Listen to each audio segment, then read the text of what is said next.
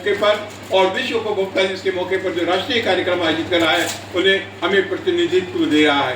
तो इस बार भी 24 दिसंबर को राष्ट्रीय उपभोक्ता दिवस के समारोह में विज्ञान भवन में न केवल मुझे उन्होंने वक्ता के तौर पर CCI के प्रतिनिधि के तौर पर आमंत्रित किया है, बल्कि हमारी मांग को मानते हुए उन्होंने हमारे इस प्रस्ताव को भी स्वीकार किया है कि हमारे 50 प्रतिनिधि इस बार विज्ञान भवन के अंदर उन्होंने आमंत्रित करने का फैसला किया है। मुझे याद है कि उपभोक्ता संगठनों के 2-2 प्रतिनिधि अंदर नहीं जा सकते थे और हमने देखा कि पिछले सालों में हमने बड़ी संख्या में अपनी भागीदारी निभाई। रांची में भारत सरकार इस बात के लिए तैयार हो गई है कि वो हमारे प्रतिनिधियों को प्रशिक्षण दे ताकि लीगल मेट्रोलॉजी के क्षेत्र में हम अधिक प्रभावी ढंग से काम कर सके। साथियों, हमने बड़ी सफलताएं हासिल की है, हमारा परचम लहरा रहा है।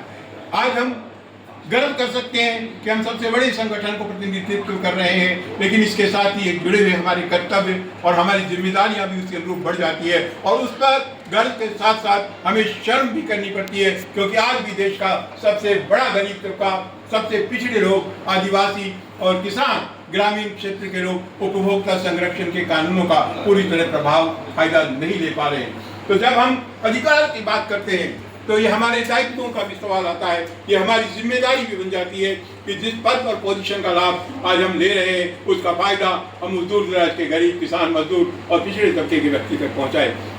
साथियों, गवर्निंग काउंसिल नई बनी है और इस नई गवर्निंग काउंसिल की ये पहली बैठक है, तो ये जिम्मेदारी अब आप सबके कंधों पर है कि कैसे आप देश के इन करोड़ों उपभोक्ताओं के संरक्षण में इस प्रभावी भूमिका को निर्वाह कर सकते हो। ये ताज पहनने का समय नहीं है।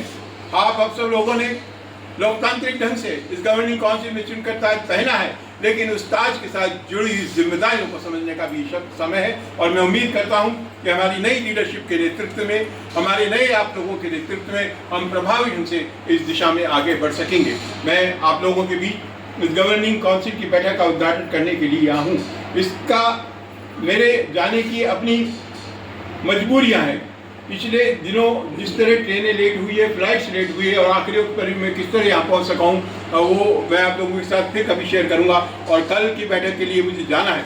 लेकिन आप देखिए कि रिजर्व बैंक ऑफ इंडिया खुद बुला करके आपसे बातचीत करने को तैयार है। 21 तारीख को उन्होंने हमें बुलाया है, सिंचाई के प्रतिनिधि को बुलाया है। तमाम देश के बड़े संगठन आपसे बात करने को तैयार है क्योंकि वो आपकी उस ताकत को समझते हैं। लेकिन इसके साथ जुड़ी हुई जिम्मेदारी जो बहन प्रीति ने अभी कही, हम सबको प्रशिक्षित होना पड़ेगा, हम सबको तैयार होना पड़ेगा। जो अरुण जी ने कहा कि हमें अपने कैडर को खड़ा करना पड़ेगा, तभी हम इसका पूरा लाभ ले सकते हैं। शिशु बड़ा हो गया है, उनका दौड़ने की जरूरत है।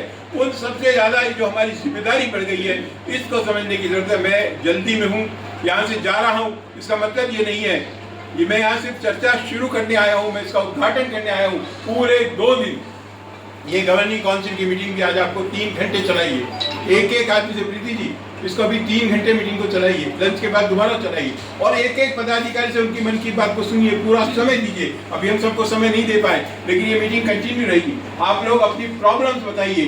जो प्रस्ताव की बात अभी सरराज जी ने की है, बिल्कुल आप अपने लिखित प्रस्ताव आज पेश करिए और मेरे पीछे से भी, क्योंकि अब मैं आपकी गवर्निंग काउंसिल का हिस्सा नहीं हूँ, अरुण जी मेरे साथ दिल्ली जा रहे हैं, वो भी आपके संरक्षक मंडल का हिस्सा है, लेकिन आपके अध्यक्ष, आपके कार्यकारी अध्यक्ष, आपके राष्ट्रीय उपाध्यक्ष, आपके राष्ट्रीय महासचिव, तमाम पदाधिकारी यहाँ मौजूद हैं जो 2 दिन तक रहेंगे और तमाम विषयों पर प्रभावी चर्चा कीजिए। और प्रीति जी, सरराज जी, मैं आपको ये जिम्मेदारी देके जा रहा हूँ कि कैसे जो प्रस्ताव आ रहे हैं उनको इम्प्लीमेंट करने की दिशा में हम काम कर सकेंगे। आप एक टॉपिक पर एजेंडा आइटम में विस्तार से चर्चा कीजिए और पूरी रिपोर्ट बना करके हमें भेजिए। साथियों, हमें प्रशिक्षण के साथ तमाम चीज़ों के साथ आगे बढ़ने की जरूरत है और हमने 21 और 22 दिसंबर को विशेष प्रशिक्षण का कार्यक्रम जयपुर में रखा है। जो आना चाहते हैं आ सकते हैं। 23 दिसंबर को हम दिल्ली में एक मीटिंग इसी के लिए कर रहे हैं और उसमें हम ट्रेनिंग का एक प्रोग्राम बना रहे हैं और 24 दिसंबर को आप में से जो भी राष्ट्रीय उपभोक्ता दिवस समारोह में शामिल होना चाहते हैं, आप बता दें। नए सिरे से संगठन की पूरी कवायद चल रही, पूरे डेमोक्रेटिक पैटर्न से आपने देखा पहली बार हमने बैलेट के सहारे चुनाव कराने की कोशिश की है और सर्वसम्मति के साथ हमने पूरी कोशिश की कि हर स्टेट में हम डेमोक्रेटिक पैटर्न को लेकर आए। उसी की दिशा में हमारी गवर्निंग काउंसिल इस बार चुनी गई और कई स्टेट्स में हमारे इलेक्शन हो गए हैं। हमारे नॉर्म्स के मुताबिक अभी 3 स्टेट्स में हम बाई बैलेट और इलेक्शन कराने जा रहे हैं। बाकी जगह चूंकि मेंबर्स की सीमाओं के हिसाब से कई जगह नॉमिनेशन का भी पावर है, बाकी जगह हम नॉमिनेशन कर पाएंगे। सभी कार्यकारिणी भंग कर दी गई है 3 को छोड़ करके। तेलंगाना अभी अस्तित्व में है, अभी गुजरात अस्तित्व में है और राजस्थान अस्तित्व में है, क्योंकि दिसंबर और जनवरी में हम चुनाव कराने जा रहे हैं। 3 में प्रदेश में चुनाव हो गए, उत्तर प्रदेश चुनाव हो गया, हमारी सबसे बड़ी टीम यहाँ मौजूद है, चेन्नई में चुनाव हो गया, पौंडीचेरी में चुनाव हो गया, बाकी जगह हमने नॉमिनेशन की प्रक्रिया शुरू कर दी है। तो आप लोग अपने अपने क्षेत्रों में संगठन को आगे बढ़ाने के लिए अच्छे लोगों के नाम दीजिए, और जो लोग प्रदेश अध्यक्ष की जिम्मेदारी लेना चाहते हैं मैं उनको स्पष्ट कर देना चाहता हूं कि उन्हें कम से कम 25 मेंबर अपने स्टेट से देने होंगे, तभी दोबारा प्रेसिडेंट का नॉमिनेशन किसी भी व्यक्ति का किया जाएगा।